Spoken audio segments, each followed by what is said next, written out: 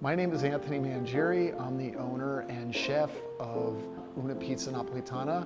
We're located in New York City in the Lower East Side. This is our one and only location. So I grew up in New Jersey, born and raised. I started baking when I was really young. I lived with my grandmother and she was a big influence in my Italian culture. And then I opened my first version of Una Pizza Napoletana in New Jersey in 1996. When I started, the goal was to make what I thought was a very traditional Neapolitan style pizza. But over the course of 30 years, it's been a slow kind of just evolution and keeps evolving into its own thing. But I wouldn't really classify it as anything other than our pizza now. We also limit the amount of pizzas we make every day because I make every single dough ball that we serve in the restaurant still 30 years later. And so there's generally only one pizza per person. What I would recommend when people come in is to get both small plates. We only make two.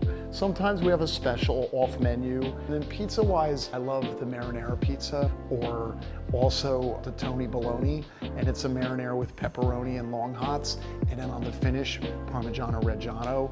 That's a great combo. The Cosacca is one of my very favorites. I think we have probably, as far as I know, the only wine list in the United States that's 100% from Campania and almost all natural. And some of the elements in here that like really, when I see them, make me happy or nostalgic are all the tomato cans around the room, all the art on the walls, everything hanging up in here is from friends and it's personal. And I think that that speaks through in every detail when you come in.